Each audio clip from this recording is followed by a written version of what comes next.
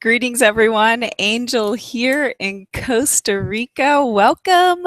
So excited, so infused with nature's energy. Today's topic is personal energetic preferences, or PEP, versus judgment. But first, I want to go into a little bit of what's going on here with planet Earth on behalf of Gaia and explain some of the seismic activity that's going on, or tectonic plate activity, why it's going on, how it's affecting you as an empath, what it feels like. It feels a little jittery, actually, and what to expect. Solar flares are soon to follow, we'll say that. So there's a little bit of a dance. Actually, there's a lot of a dance going on here between the moon, planet Earth, and the sun. So we're going to shed a little light on that here now and talk about that. Okay, so the seismic activity.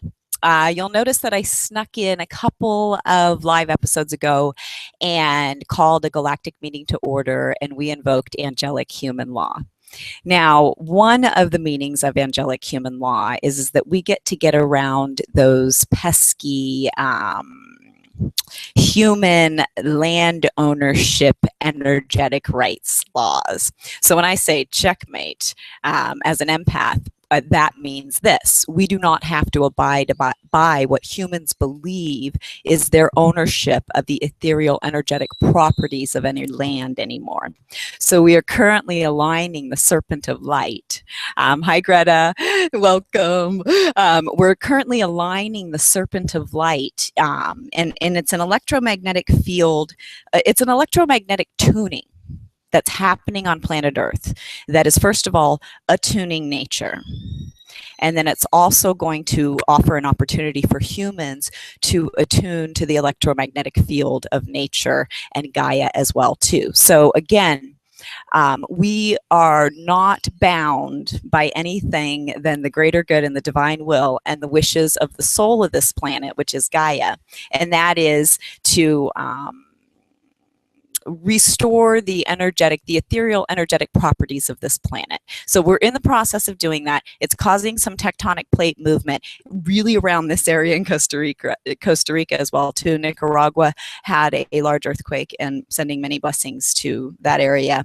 And we felt it here in Costa Rica last night. We felt many seismic or earthquakes here within the last week or so, and this is what's going on. Now, what we're actually also going to be doing is recalibrating the ley lines for this planet, because they've been stuck and bound based on the human belief, or actually just belief, we'll say, that whomever owns the land owns the energetic property of the land. So actually the energy should be like what we've been explaining with your chakras. It should be free flowing, and those ley lines, which are like the bloodlines of Gaia for this ethereal flow, we are not restricted in any way to any area. So things are moving, different areas are being infused with ethereal energy. So what's happening as an empath is that we're feeling, what I've noticed is that I get very agitated as an empath before there's going to be some form of an earthquake close to me. So it's not like an angry agitated, but just the energy is like, and I think it's an ultra low frequency, a ULF vibration that I'm picking up on, according to the movie Phenomenon. And that and that tends to make you nauseous or a little dizzy. Well, to an empath that's embracing empathy and aligning in with this electromagnetic field attunement, that is quite a different frequency than humanity. So we're going, and these are some of our responses. So just to let you know, everything's under control. And what we're doing is as much of a controlled electromagnetic attunement as we can do with this planet. And great care is being taken from all accounts for this as well, too. So the goal of this is to unite polarity and with the attunement and alignment with the serpent of light, or the nexus could be another way to put it, with planet Earth, and so that there is an ethereal connection between the cosmos and Mother Earth once again, and then that connection can be enjoyed through humans who are embracing empathy and all types of feelings. So nice segue. Let's go right on into personal energetic preferences. I, Angel, am a human. I have 5 senses. Smell, let's see. I love the smell of ylang ylang, which we're infusing this broadcast with ylang ylang. Love the smell of cacao beans, which we are also infusing this broadcast with. Not so much a fan of the cat smell of the cat litter box. Black licorice. Love the taste of chocolate. Don't like the taste of black licorice. Love the view of the ocean. On deserts for me. So I could go over the other senses, but the point that I'm trying to make here is that as an empath, you're embracing more than just the 5 senses and way more than the 6 senses. Embracing empathy, I'm going to begin to explain to you and help you come to understand about yourself. Embracing empathy is like the 12 senses. There's so many different layers of what you can feel and sense and all those types of things. Oh, and sound. Totally a fan of the sounds of nature, that background music. Not so much a fan of the sound of techno. I used to prefer country music over any other type of genre of music, and mostly I would listen to classical if I had a music preference choice. But that's all cool stuff about being human. So as an empath, you're going to be discovering which vibrations you prefer to be around and which vibrations you do not prefer to be around. And we really want to make this straight and help you to understand that a personal energetic preference does not fall under the category of judgment. What we're looking to do as empaths is allow all experiences and allow everyone to feel the way that they feel and have boundaries when that is imposed upon our personal energetic field.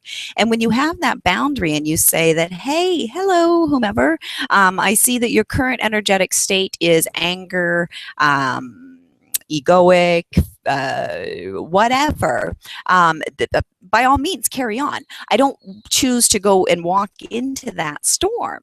So that's my personal energetic preference. Just like I wouldn't walk into a bar that's playing a certain type of music. I just don't want to hear it.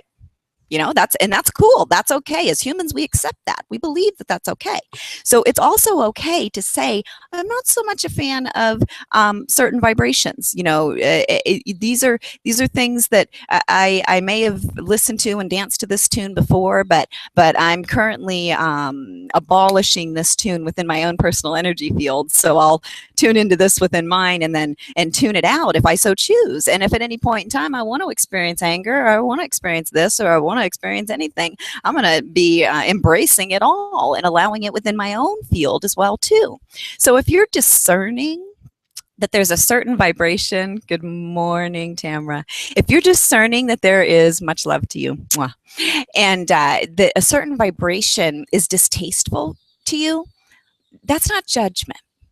As an empath, if it permeates your field and you have a reaction, that's a call for action to you to figure out why you're responding to that so empathically, and what it is about that vibration that you don't particularly like. And you have to pay attention to that part of you that doesn't particularly like that. And we're going to go into that in the coming weeks, because there's this part of you, this empathic part of you, that you've just been ignoring and overriding, because we think that with this whole shift and whatever movement that's going on here, that we should be like all woo woo and happy around all these different vibrations. And not so much here while humanity's figuring this out. And humanity's going to be going through that electromagnetic field attunement that we're talking about. And it's going to create quite a bit of stirs in people's energetic fields. And we're encouraging you to say that, hey, I don't want to join that party.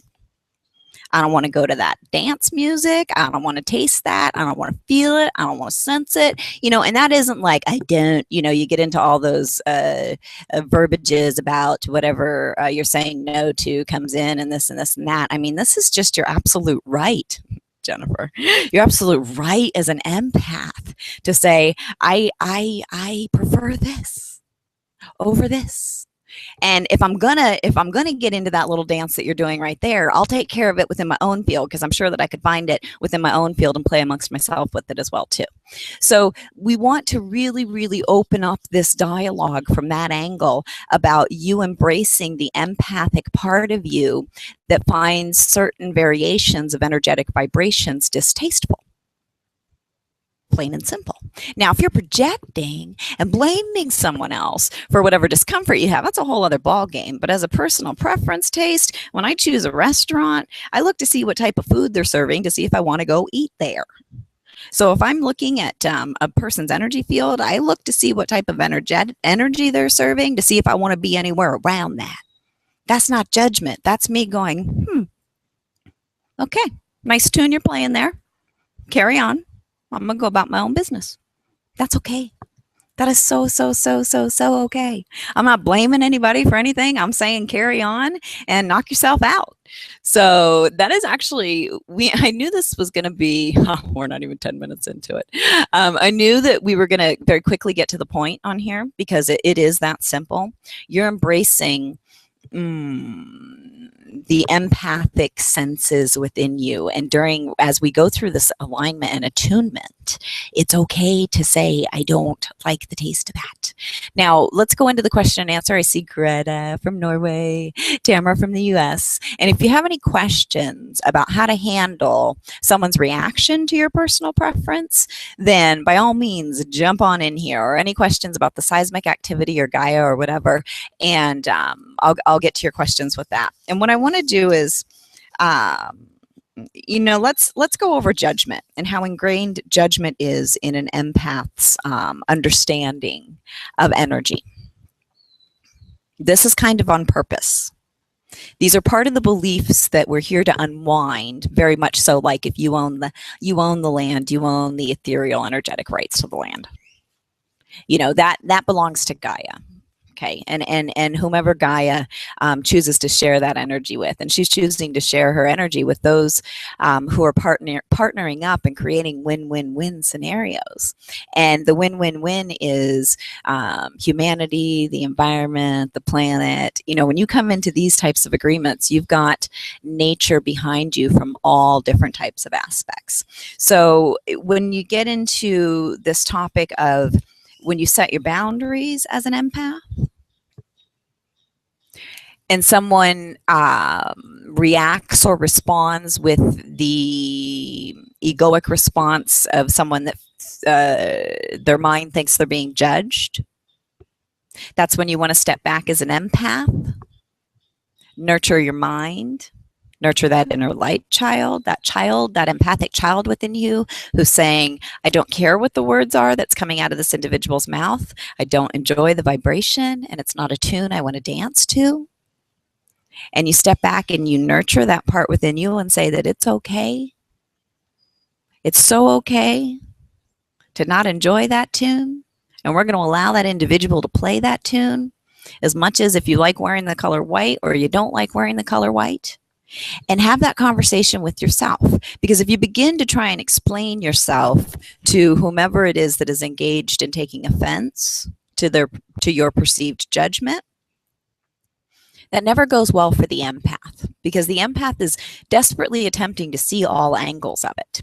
And what you do when you desperately attempt to see all angles of it is that you ignore that initial part of you that is the human lie detector and knows energy. That little part of you that's like, I don't know if I want to play there. Or, something's not quite right here. Or, something's off. Now, we've taken great time and care to explain to you that pretty much everything's been off energetically here on planet Earth. So there's going to be a great deal of discernment of which energy fields you want to go in and play in for any types of reasons. And what you want to do is be selective in what you subject yourself to as you're trying to begin to trust energy again. Because once you get into the human argument with yourself and with someone else, when both parties are trying to ignore their energetic reactions on the inside, I'll say that once again, both parties, then it escalates into empath war. And that's where it gets very confusing for both empaths in the room as to what you're even arguing about anymore.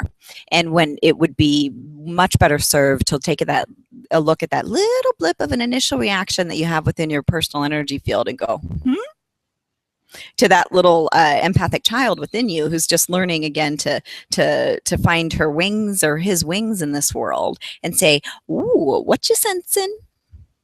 Why you twitching? What's going on?" And have that conversation in there, because if you try and work it out with the human in front of you, you know, you have to admit that you don't have this communication going on inside of you. So if you don't have this internal communication, why would you expect that this conversation would go well with any human? If that makes any sense. So a personal energetic preference gives you pep. It gives you a bit of a pep in your step and just says, hey, I like this. I don't like that. I want to do this and I don't want to do that. And nature's going to help you acclimate into these different types of personal energetic preferences as anytime you ask. So when you're looking for validation of energy and preferring what you do, you know, certain flowers I like to smell, certain flowers I don't like to smell. You know, certain things, you can go to nature for this validation of an exchange for honoring what your personal preferences are. Nature will respond to you and show you where nature can help you. So you can do this with the animals in your life. You can do this with any type of nature in your home, outside your home, no matter what season it is, and we're going to go over that as well too. So I'm going to give one more call out to see if anybody has any questions, and thanks to Tamara and Greta on here. And then I'm thinking that to open this train of thought from an empath's point of view, I've pretty much covered it. It's very simple. As you're discovering and making choices about what you want your life to be like, the pep comes from your boundaries as an empath. And that's what's going to keep you moving. That's what's going to keep your momentum going. So this is removing the shackles and moving into natural law. Yes, very much so. Yeah, that's exactly. Nice point. Very, very nice point. This is removing all of these ties that bind us and going into a natural law. And this provides the space for that natural law. Most definitely. And what you want to, really brilliant point there, Greta, out of Norway. You know, there are so many ties that binds. The visual that I got when you said that was an elephant. And I'm going to loosely translate what I've read about elephants. But, you know, if you tie a rope around an elephant as a baby, this tiny rope, the elephant believes that it can never break free from, even as an adult, when it weighs far beyond that. And it would take just a tiny little dink to break free from that rope from any elephant in captivity. And because they've been taught to believe that, they don't even make that little deep of a movement. So these shackles are easy to release once you understand that you have the right to prefer certain energetic environments, and you don't have to put up with, here's a good, thanks for the segue, unconditional love. Beep, thank you. This is what this comes up to. And Tamara will go into your question too, but unconditional love. Unconditional love does not mean that I have to stay within your tornado of an energetic field. Unconditional love to an empath means I allow you to do whatever you want to do. I don't impose my business upon you, and vice versa.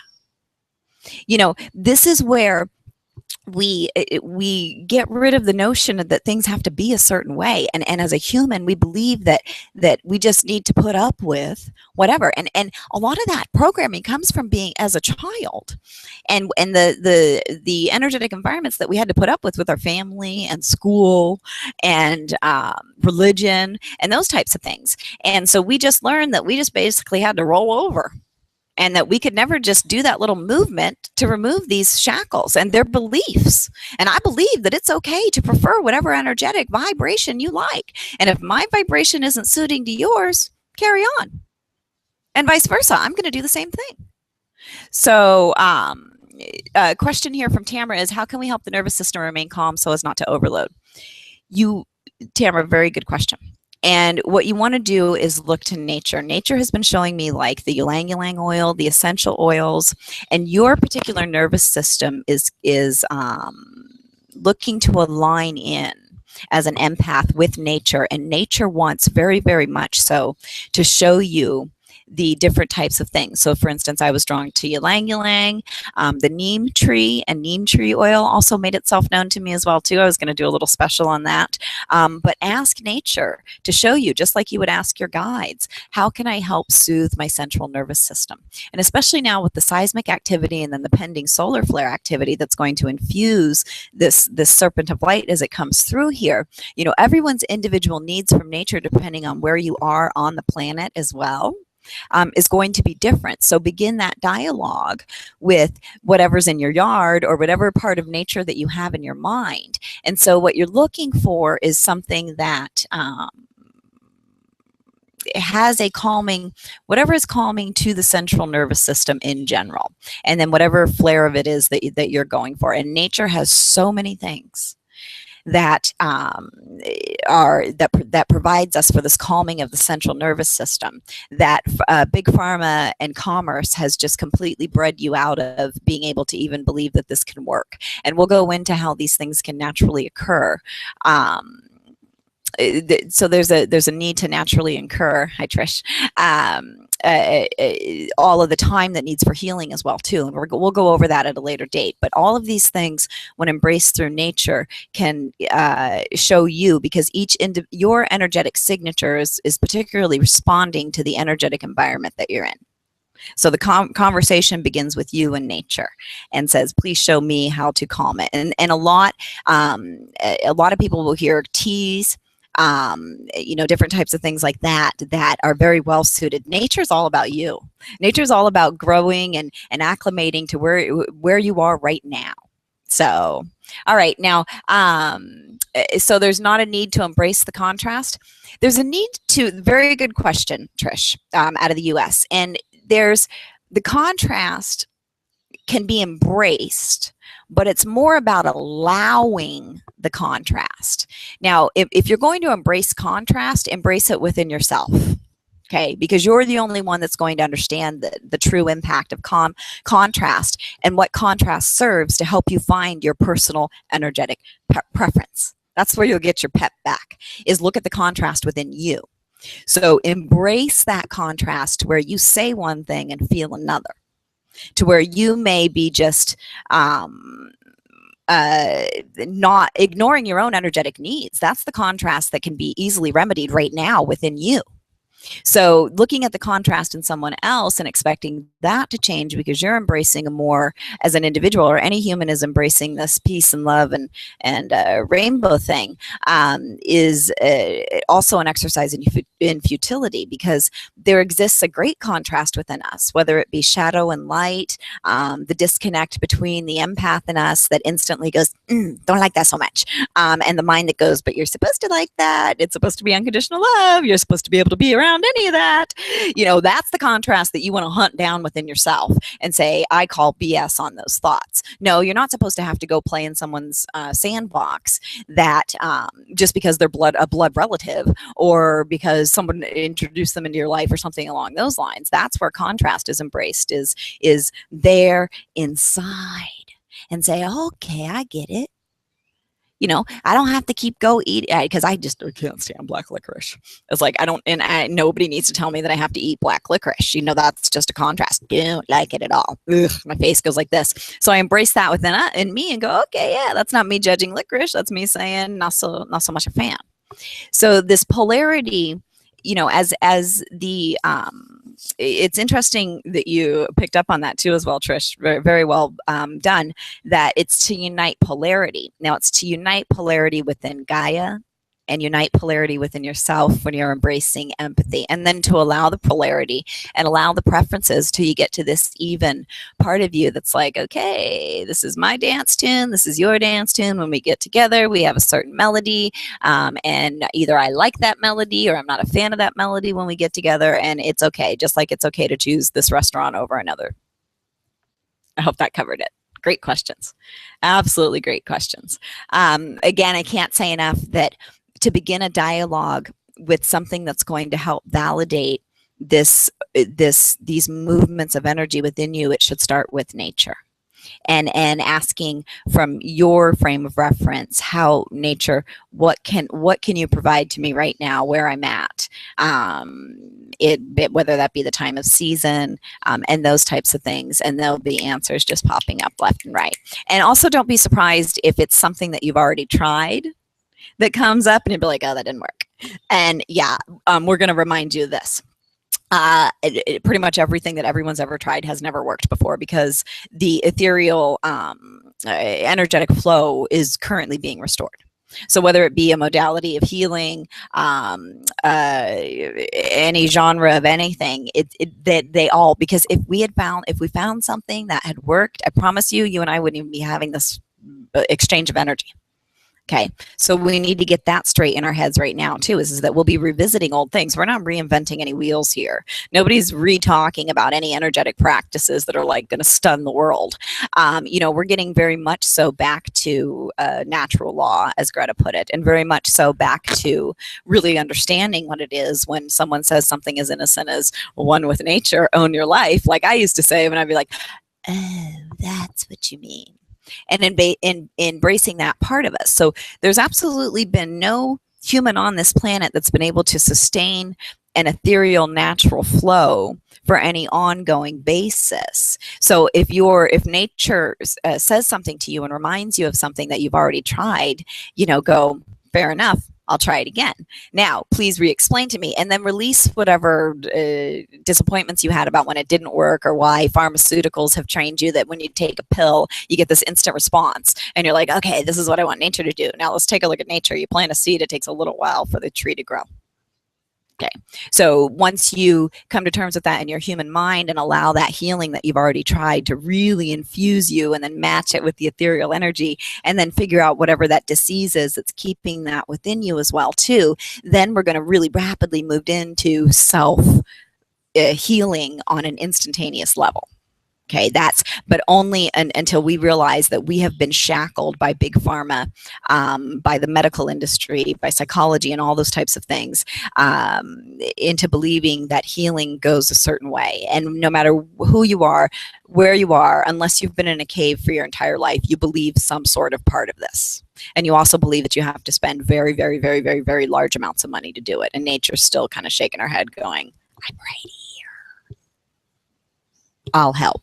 So I hope that helped with that as well too.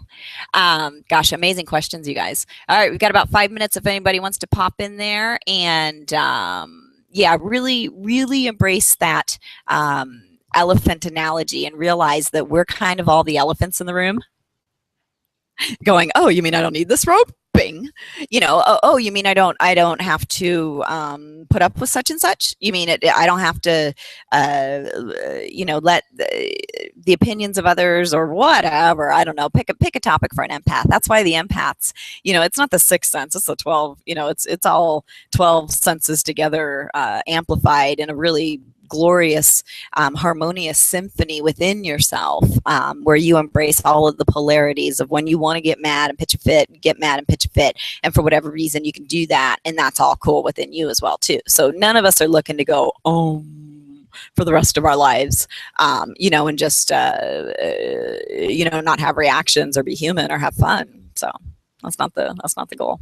Alrighty, thanks so much for tuning in. I'm going to wrap this up. If any questions come up, we're going to repost the broadcast. Thank you so much. Remember, we are Mother Earth is going through the exact same alignment that we were talking about, on an electromagnetic field basis, and as we are reclaiming all of the energetic anchors here on planet Earth on behalf of humanity, and alongside the angelic realm and the galactic councils of all beings in existence, that a bit of the earth is going to rumble. You can ask nature what to expect, really tune into nature, and balance some flows of energy with the mudras, and balance yourself within this as well too. And again, cue the sun, and we'll have a different effect now with the activity with the solar flares that are pending as well too. Peace and love from Costa Rica. Bye, everyone. Oh, Nikki, wait. Oh, wait, Nikki, sorry. Yeah, for every illness on Earth, Mother Earth has a remedy for it. Great way to end it. Indeed. Hi, Nikki in the U.S. Bye, sweetheart.